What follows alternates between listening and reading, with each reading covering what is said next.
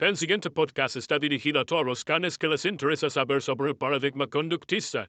Si te interesó este tema y quieres saber otros paradigmas, puedes escuchar los que hicieron los del 206. Nosotros estamos condicionados a hablar de esto.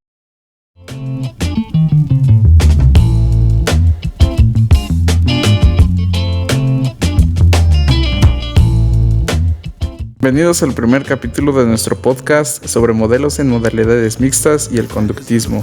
Soy Ernesto y hoy tengo el placer de estar acompañado por Karen, Carlos y Jennifer. ¿Cómo están? Hola Ernesto.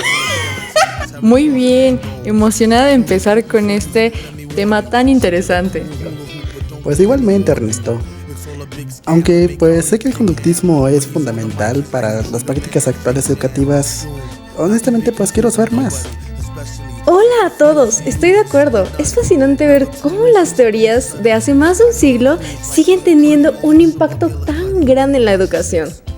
Así es, y hoy comenzaremos con una introducción al conductismo, abordando su historia y los principales exponentes como Pavlov y Skinner, y cómo sus principios se aplican en los entornos educativos. Vamos a iniciar con un poco de contexto histórico. Karen, ¿nos puedes contar sobre los orígenes del conductismo? Por supuesto, Ernesto, el conductismo surgió a principios del siglo XX como una reacción al enfoque introspectivo de la psicología.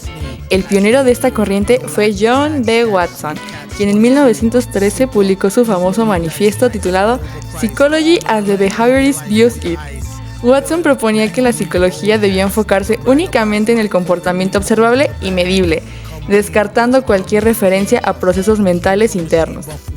Y es verdad, es interesante notar cómo Watson sentó bases. Pero ¿saben? Fue Iván Pavlov quien con su experiencia sobre el conocimiento clásico ofreció uno de los pilares fundamentales en el conductismo.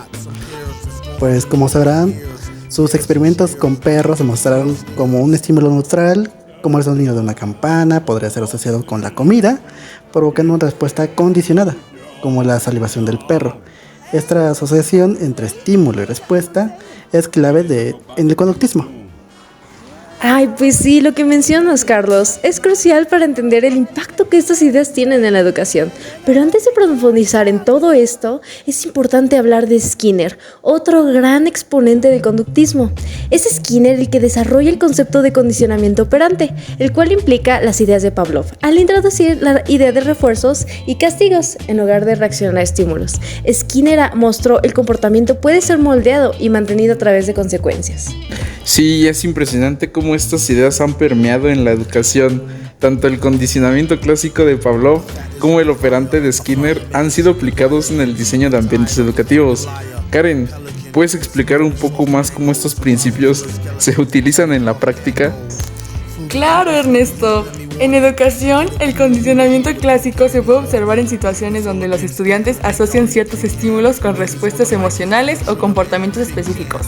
Por ejemplo, si un profesor siempre usa un tono severo antes de asignar tareas difíciles, los estudiantes podrían empezar a sentir ansiedad al escuchar ese tono, incluso si no se les asigna una tarea en ese momento.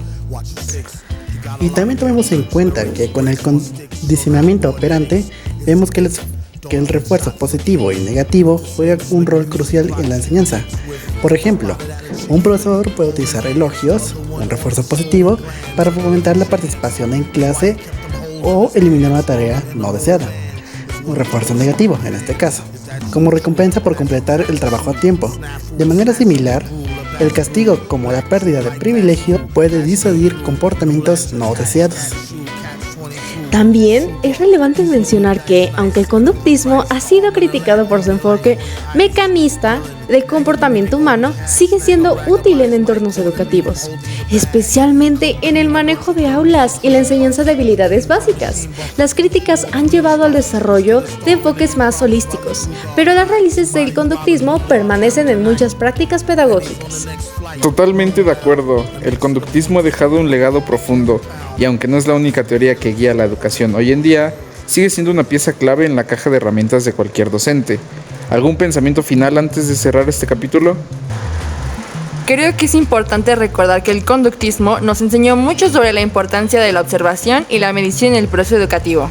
No debemos descartarlo, sino entenderlo como una parte del todo. Coincido contigo.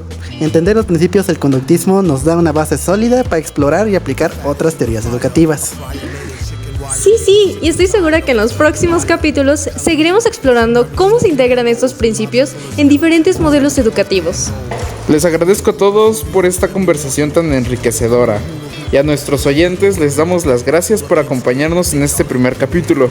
Nos escuchamos en el próximo episodio, donde profundizaremos aún más en estos temas.